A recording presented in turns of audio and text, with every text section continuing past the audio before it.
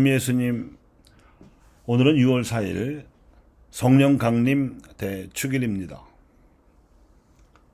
한처음에 하나님께서 말씀으로 하늘과 땅을 창조하실 때 하나님의 영은 시면을 덮은 어둠 속에서 땅에 꼴을 갖추고 채우셨습니다. 한처음에 하나님과 함께 계셨던 말씀과 영께서 모든 것을 함께 창조하신 것입니다. 그래서 모든 것이 말씀과 영을 통하여 생겨났습니다. 이를 일컬어 하나님께서는 우리와 비슷하게 우리 모습으로 사람을 만들자. 그래서 온갖 생명을 다스리게 하자고 말씀하셨습니다. 이렇게 창조주신 하나님과 하나님의 말씀과 하나님의 영은 우리로 불리우셨습니다. 과연 말씀께서 사람이 되어 오시기 전까지 하나님의 영은 사람들의 마음을 움직여서 하나님의 말씀을 메시아로서 기다릴 수 있도록 준비시키셨습니다.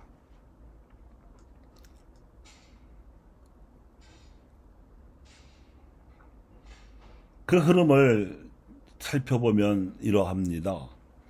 하나님의 영께서는 아브라함과 이삭과 야곱 등 이스라엘의 첫 성조들의 마음을 움직이시고 성부 하나님께서 창조주이심을 믿게 하셨으며 땅과 후손에 대한 약속을 주심으로써 세상의 여러 부족 가운데에서 믿음으로 하나님의 백성을 이루도록 이끌어 주셨습니다.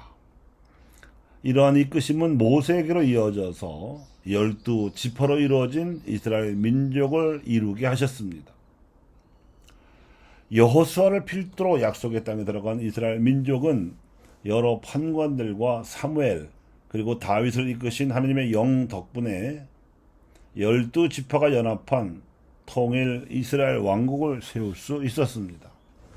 특히 다윗은 하나님의 영의 도움을 받아서 하나님의 말씀에 대해서도 주님이라고 불렀습니다. 하지만 후대 임금들이 우상 숭배 풍조에 물들자 나라도 분열되었으니 10지파가 떨어져 나간 북이스라엘 왕국과 2지파가 남은 남유다 왕국으로 갈라지자 그제부터는 예언자들을 통해 이끄셨습니다. 남과 북의 예언자들은 임금과 백성들에게 하나님의 말씀을 전해주는 한편으로 이 말씀에 따라 살아가는 경건한 아나빔들과 통공하면서 이 말씀이 세상에 오시어 사람이 되실 것을 알려주었으니 이것이 메시아 대망 사상입니다. 과연 때가 찾아 가브리엘 천사를 지켜 요셉과 정혼한 처녀 마리아를 찾아가게 하시고 하나님의 말씀이 세상에 오시기로 되었음을 알리신 하나님의 영께서는 몸소 마리아의 몸에서 사람이 되셨습니다. 아나빔의 후손으로서 메시아께서 오시기를 기다리던 마리아는 자신의 결단으로 이러한 하나님의 영의 이끄심을 받아들였습니다. 이렇게 탄생하신 예수님께서는 요셉과 마리아의 보호와 돌봄에 힘입어 장성하신 후에 30살이 되셨을 무렵 드디어 당신의 사명을 시작하셨습니다. 이때 예수님께서는 요르단강으로 나아가 요한에게 세례를 받으셨는데 하늘이 열리고 성령이 비둘기 형상으로 내려오시는 가운데 하늘에서 이런 소리가 들려왔습니다. 이는 내 사랑하는 아들이니 너희는 그의 말을 들어라. 그 이후 예수님께서는 하나님 나라의 복음을 선포하셨는데 공생활 내내 성령의 기운으로 가득 차서 그 이끄심을 받아서 활동하셨습니다. 또한 예수님께서는 성령의 인도로 광야에 나가셔서 악마로부터 유혹을 받으셨는데 이 유혹은 육신의 배가 고프지 않고자 하는 식욕 본능과 사람 사이에서 떠받들리고자 하는 마음과 하나님을 시험하고 싶어하는 마음으로 공생활 내내 따라다녔습니다. 하지만 예수님께서는 성령의 기운으로 이 세 가지 유혹과 맞서시는 한편 성령의 이끄심으로 가나안 이들에게 복음을 선포하셨습니다. 주로 갈릴레 지방을 중심으로 다니시던 예수님께서는 12 제자를 부르시어 지방 여러 곳으로 보내신 다음 60 제자를 더 얻으시고는 모두 합해서 72 제자를 방방곡곡에 파견하셨습니다.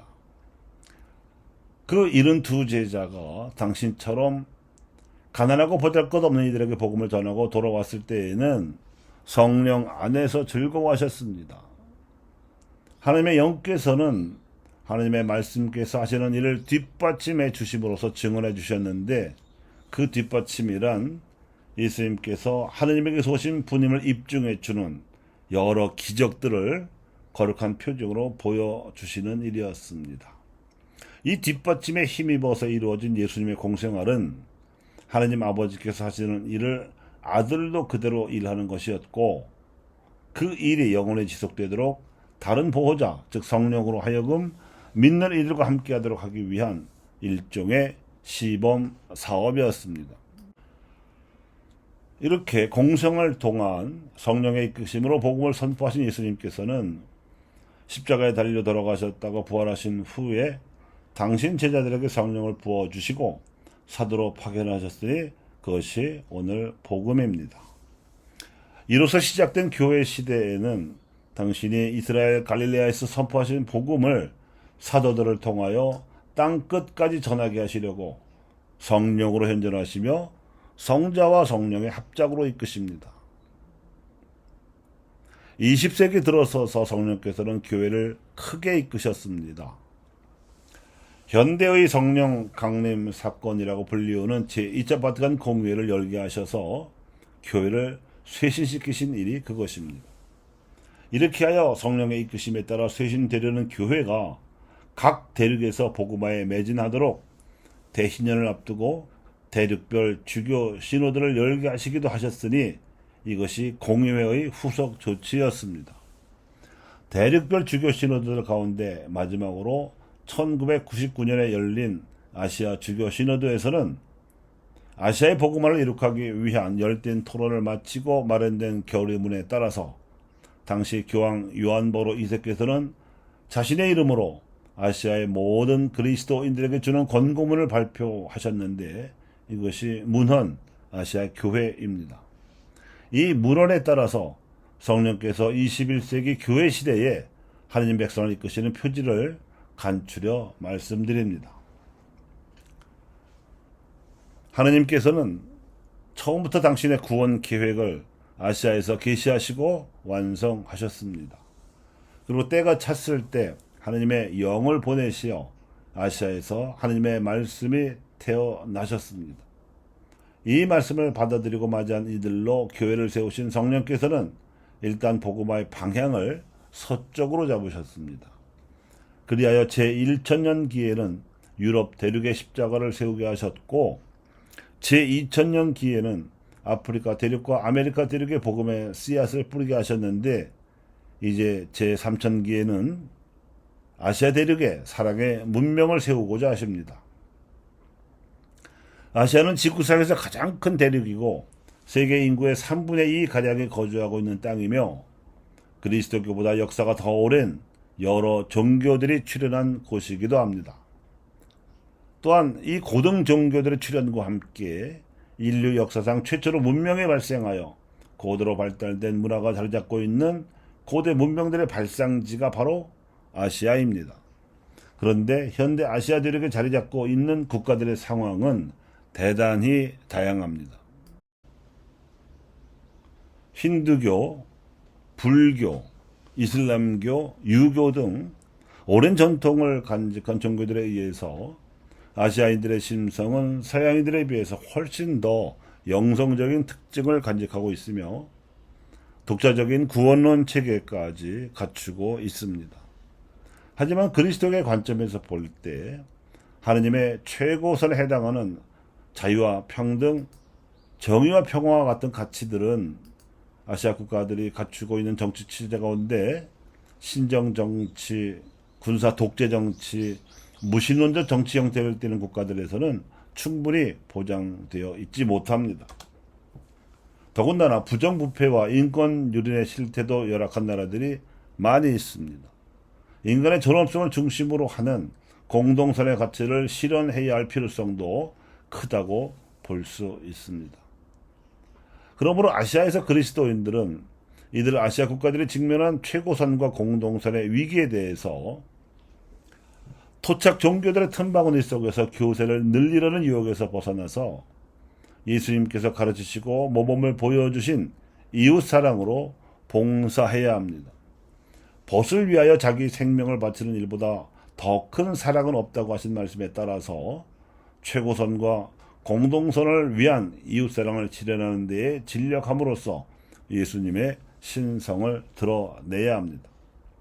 이 과정에서 근세 이래 서양 선교사들이 시도했던 방식을 탈피하여 아시아의 복음화와 사랑의 문명을 이끄시는 성령에 따라서 아시아인의 몸으로 세상에 오신 예수님의 진면목을 드러내고 직관적이고 종합적인 아시아인의 사고방식으로 그분의 계시를 설명해 주며 아시아인들의 감성으로 표현된 전례와 선교 방식을 새로이 발견해야 합니다.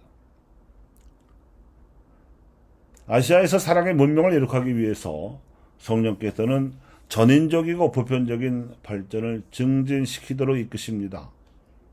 그래서 부유한 이들과 가난한 이들 사이에서 점점 더 크게 벌어지고 있는 격차를 줄임으로써 보편적인 발전을 증진시켜야 하며 소비주의와 생명 경시 풍조의 위험을 일깨워서 전인적인 발전도 증진시켜야 합니다. 아시아 각국의 시민사회가 자기 민족의 영적인 전통을 보존하면서도 스스로 이 위대한 사명에 나서도록 연대하고 도와주는 일이 그래서 매우 중요합니다. 교우 여러분, 이렇게 21세기에 시작된 제3천년 기회는 찬란한 문화와 고등 종교의 발상지인 아시아에서 신앙의 큰 열매를 맺을 수 있도록 성령께서 우리를 이끄실 것입니다. 이것이 사랑의 문명이요 또한 새 하늘과 새 땅입니다. 감사합니다.